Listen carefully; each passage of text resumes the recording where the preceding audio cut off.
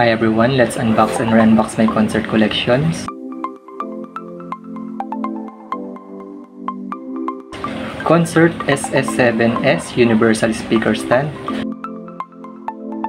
Concert Active Subwoofer KS15 Sub 15-inch 400 watts power.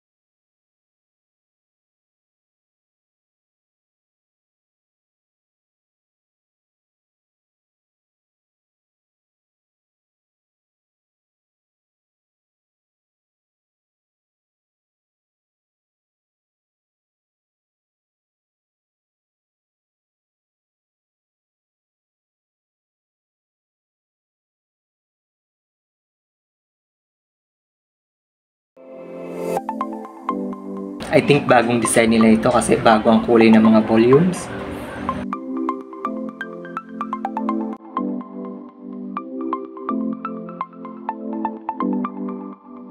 Test natin ang bass niya without speaker muna kung gumagana.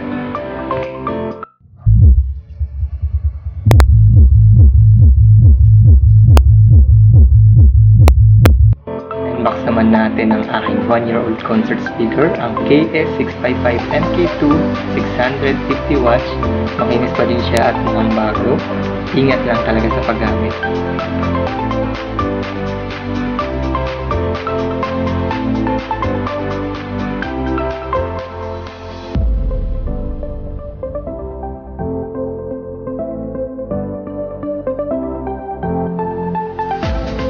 And last, let's re-unbox also my 1-year-old concert amplifier, ang KA711 Plus 600 watts per channel. Ito ang kanyang mga kasama: manual, power cable, and Bluetooth antenna. Mga nagtatanong kung bakit mas mataas ang watts ng speaker ko kaysa sa amplifier, ang sagot ko dyan is for safety. Para kahit itodo mo ang volume ng amplifier, okay lang, di masisira ang speaker. Okay naman, match na match naman sila at ang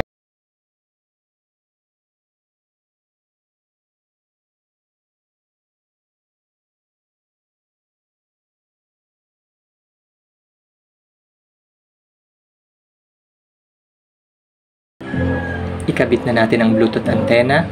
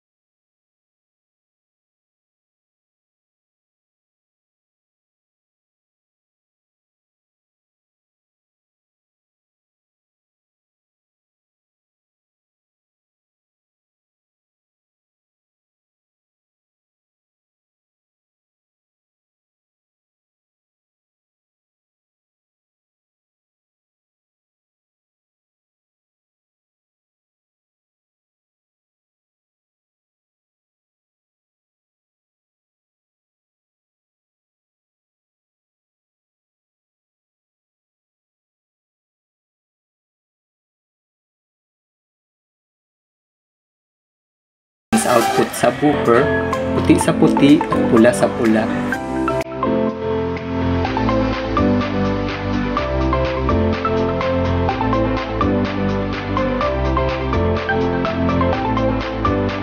At ito naman sa likod ng subwoofer. Ganun din, puti sa puti at pula sa pula.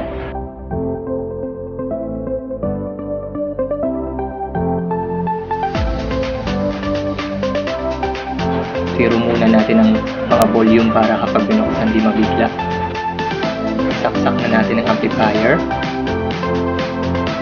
Ang maganda dito sa amplifier na to, kaya ito ang binili ko, is may 3 mic input, pwede sa electric guitar, 3 selector din siya, and main selector para sa mga mixer. Bawat selector may volume, balance, echo, low, mid, and high. Same din sa other selector. Sa main selector naman, volume, low, high, repeat, and delay, which is the echo. Other mode din siya for USB, SD card, or Bluetooth.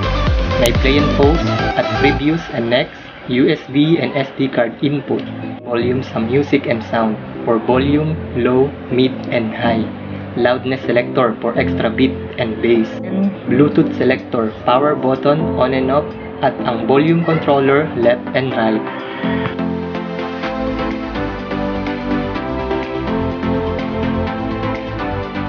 Isaksak na natin ang subwoofer to 20 voltage.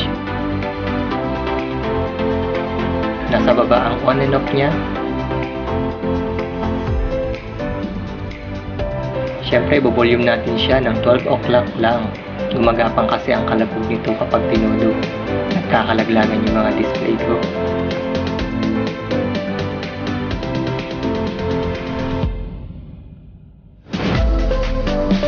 Connect na tayo sa Bluetooth amplifier.